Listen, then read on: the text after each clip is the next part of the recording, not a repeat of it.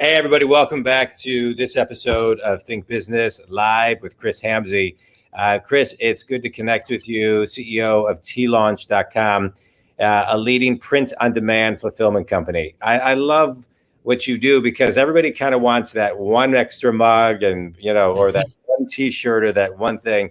So we're definitely going to dive into your business and what you do. But I want to rewind and really kind of dive into what makes an entrepreneur today and where those seeds were planted, right? So take me back to your original mentor, whether it was 5 years old, 10 years old, et cetera, that planted that entrepreneurial seed in you. It's definitely my father. So yeah. He started probably 25 restaurants in his life. And so when I was first born, we had a donut shop. And then since then we had every imaginable type of restaurant you can imagine. So we really, the Hamzes as a family don't really have real jobs. They do their own thing. Like, so he's originally from Lebanon. And so basically his dad, his grandpa, they just did their own thing. They did never just work for other people. So it was never really an option for me. So let's talk about just the grit and the hustle of that, right? Of what you learn, because what you observed, right? As observers, I think learn more just through osmosis. What did you learn from their grit and their hustle? Because I believe you can't learn what you watched and what you saw. You can't learn that in a book.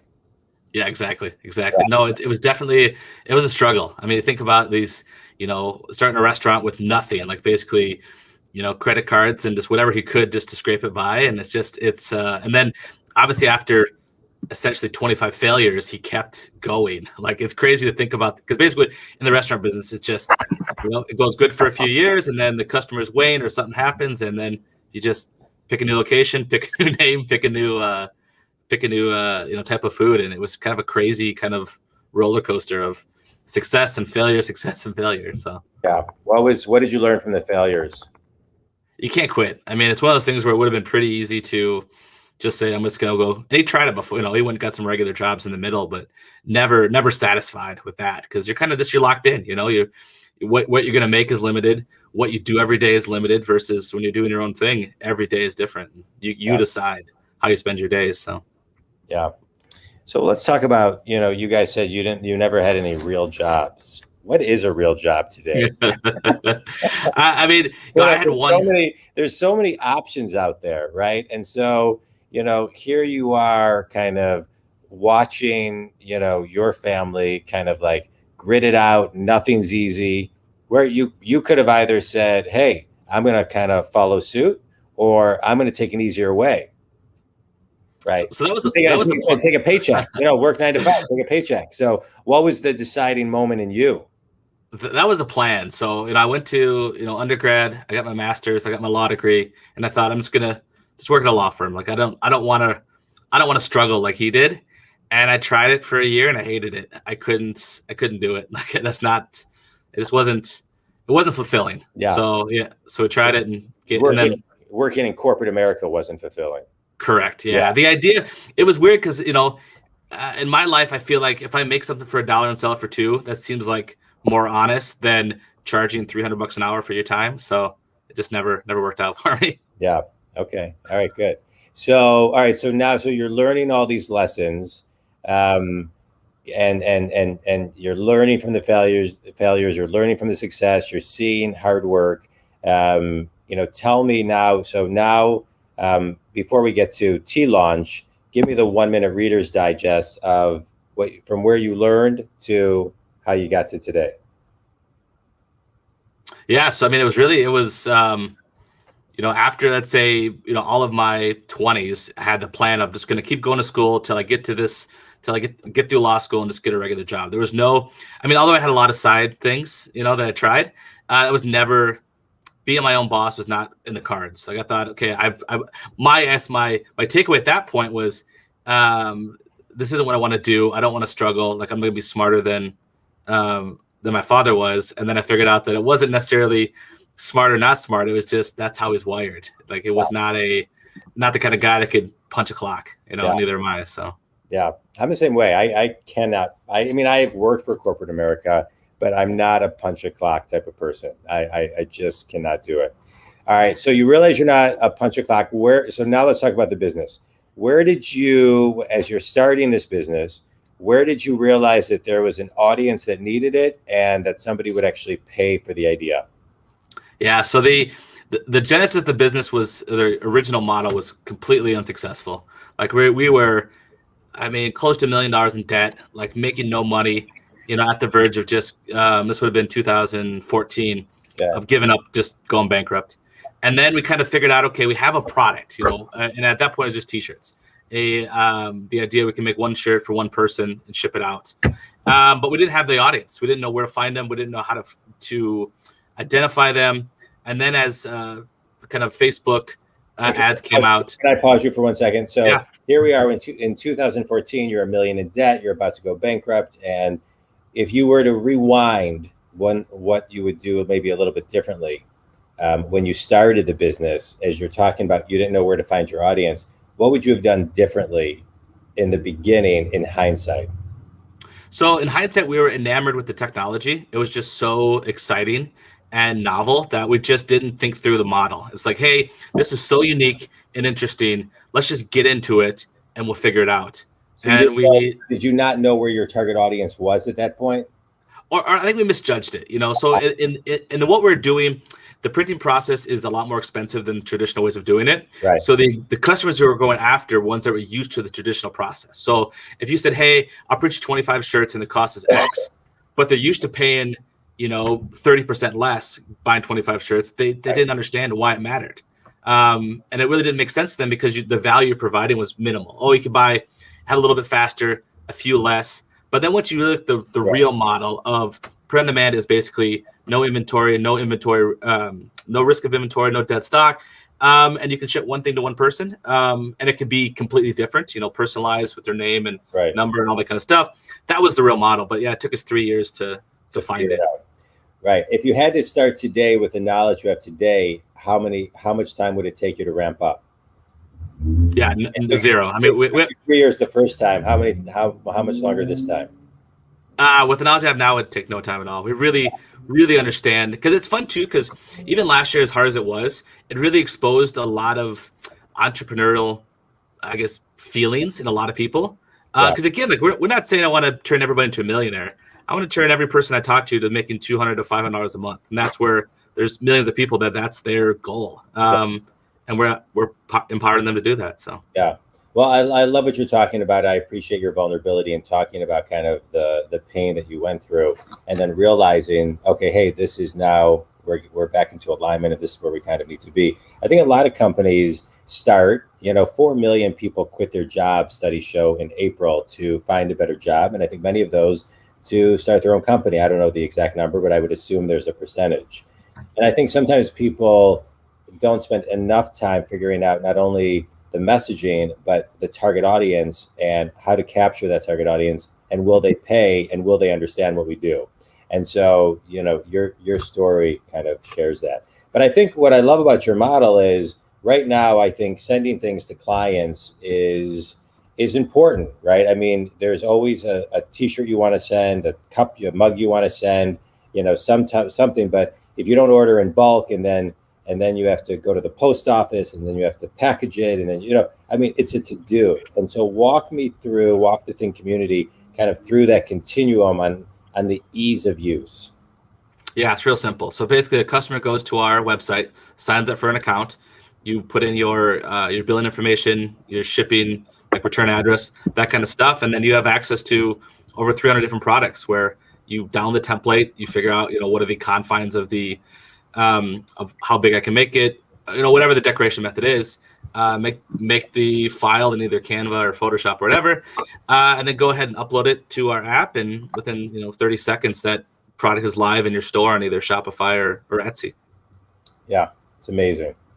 And then you just kind of customize it and you can just sell it. Exactly. Yeah. It's great. So I would imagine, so many people are looking to start a side hustle, a side business. So many people have so many artistic ideals in them. I would imagine this is a good way to even beta test a product, right? If I want to make a T-shirt, right? So if I want to, hold on, I want to just show people a couple of things. If I want to, here's kind of all of your products. If I have an idea to make a T-shirt, I can come to your T-shirt and then customize it just to see if it works for me and the audience that I'm trying to reach. Exactly. Yeah, because before you'd have to order a lot, and then if it didn't work, you throw them away. Versus you can, and a lot of our customers do this. They launch 100 shirts a day, 2 of them work, and then they just forget about the other. But for them, they have to spend the money to do it. Versus before, let's say that minimum run was 24 pieces. You'd have to guess on the size, color, design, and then hope it sells. And even like traditional retail, you think about it, they're basically, have it all made overseas, hope that it sells, try to guess on what the customer wants, and whatever doesn't sell, you have to deep discount it just to move it. So what if I want to create something and then sell it on my website? Can I do that, or does it have to be through Etsy, or how does that work? So right now, Shopify and Etsy are our 2 main channels. So we're working on WooCommerce. So eventually we'll have a lot more integrations. But even if you want to throw on your website and do a simple form to sell it, you can go to our app and place an order outside of the platform. So yeah, I love it. All right, now let's talk a little bit more about you, the business entrepreneur. As an entrepreneur, we sit here live on June 24th, 2021. What keeps you up at night? Trying to figure out the next thing. I mean, really, e-commerce is evolving rapidly. We've been doing this now for 8 years. And the early days, it was basically just, you being there was good enough. And now with all of the, especially in our space, there's a lot of funding coming into it. And so people are really looking at it and trying to figure out how to innovate and do the next thing. And so we're really trying to figure out what's the next way people are going to purchase products, and what do we have to do to facilitate that so our customers are more successful. Yeah, it's amazing. In 2020, pre-COVID, studies were showing that by 2030, 85% of the jobs that exist don't exist today. And that was in 2020. And then many have said that the pandemic and COVID accelerated that 5 to 7 years. And e-commerce is totally different, I think, today than it was a year and a half ago, not only for the retail, but the professional service firms as well. And I think the buying patterns and the confidence of all of the laggards that were afraid to use e-commerce or understand e-commerce are now utilizing it at a much higher level. And so when you talk about what's next, I appreciate that thought, because I think that's a daily question that people need to ask. Sometimes, like in the morning and in the night, right? It's like you check the Dow and the stock market in the morning, and then when it closes at 4:00, it's ever changing. And so, as you're thinking about what's next, how far out do you think, and then how do you reverse engineer that forecast to then make small changes? Yeah, so we're trying to, I think as far out as we can go is trying to understand like the normal dichotomy now of, you're clicking on a website, you're adding a cart, go to the checkout, like all that stuff is changing. Yeah. Now is a lot, SMS is huge, where I feel like there's a situation where, let's say you're an influencer and you have all these people on your text messaging list, like they don't need a website to buy it from. If they want to buy your stuff, you could send them one text, they could click on it. Yeah. It uses Apple Pay to pull in your address, your payments. Like there's a lot of ways where I think it's going to shorten the process, and then figure out how do we, and then there's lots of too we're doing with image manipulation, figuring out like, through AI now you can do, age a person, de-age a person, all these effects and certain things. So we're just trying to figure out what's the, to create the products that sell, which, what do we have to, and again, a lot of stuff is crazy. Like we have a list of kind of 2 buckets, like, this is nuts, but it's interesting. And this is like doable today. And so we do, kind of half and half of what's doable today. And then we kind of think through what's the crazy thing that we're going to work on. And eventually, like think about like AR or VR, trying to figure out like, are people ready to have that kind of buying experience? Not yet, but eventually it'll get there. Soon. It's pretty amazing. I will say I'm excited to see where that goes.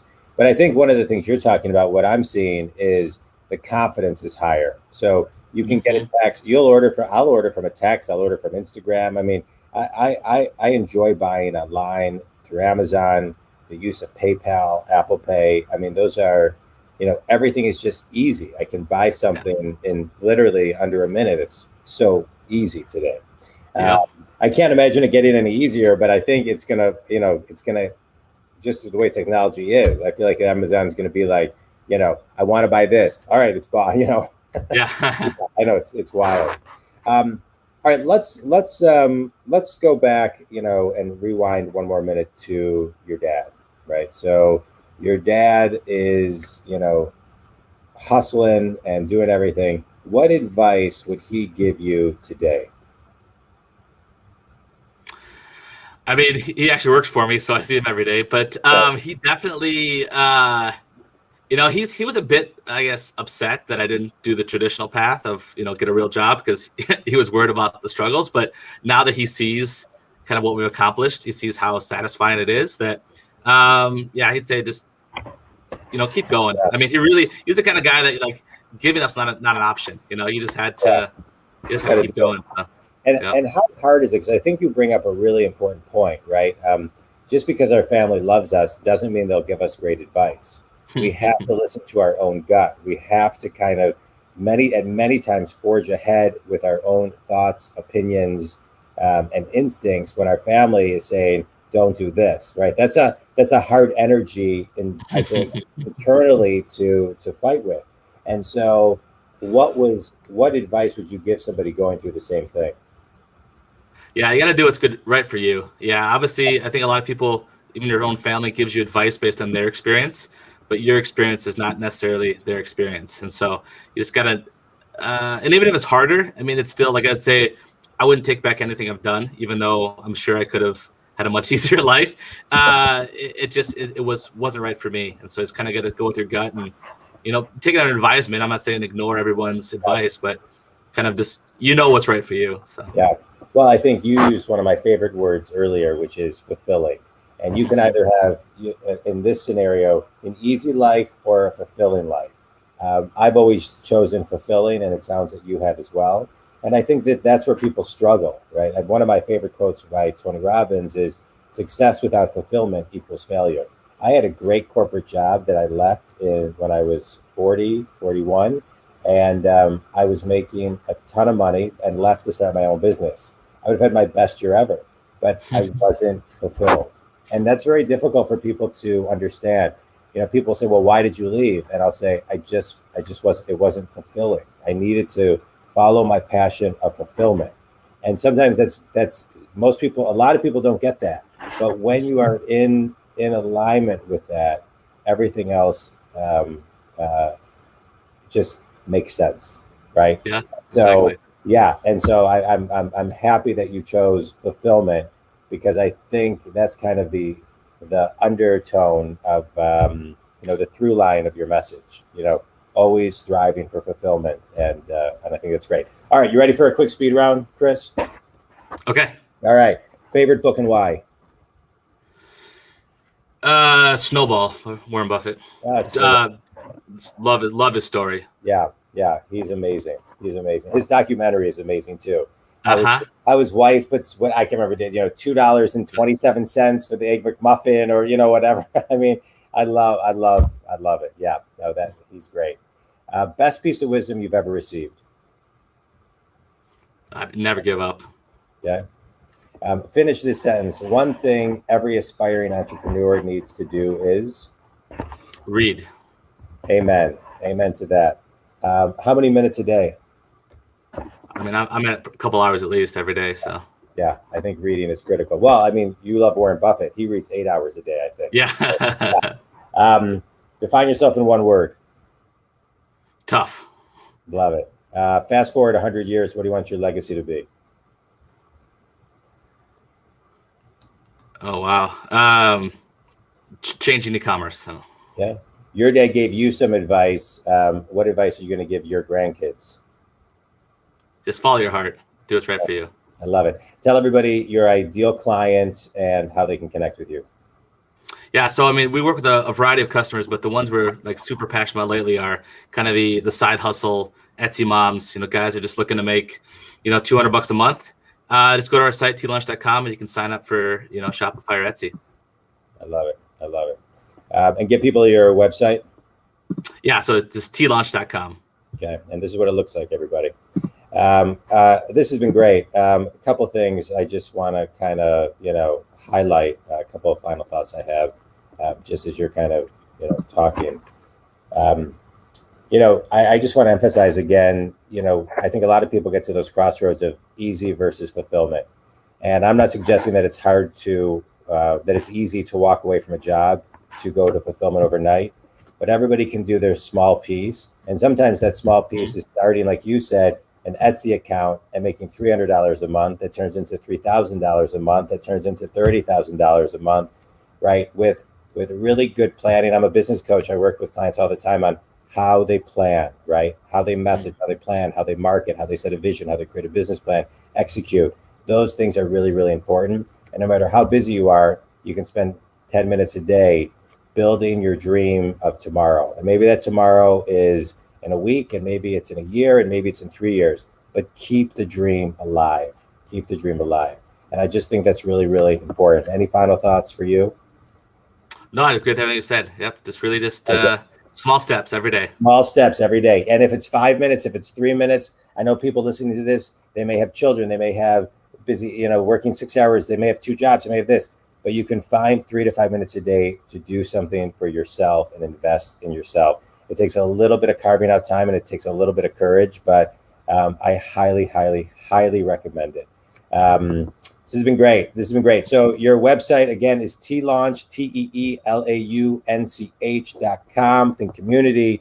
If Chris's company, Teelaunch, can help you, reach out. Also, feel free, speaking of reading, you can go to johndwoskin.com. You can download my book for free. You can download my 100-page ebook for free. They will get you on the road to figure out basically what products you want to sell off of Teelaunch.com. It'll help you build your business plan. Chris, I really appreciate you being on the show, and it was great. Love what you built. Think community. If Chris and his company, Teelaunch, can help you, please reach out. Thanks, everybody.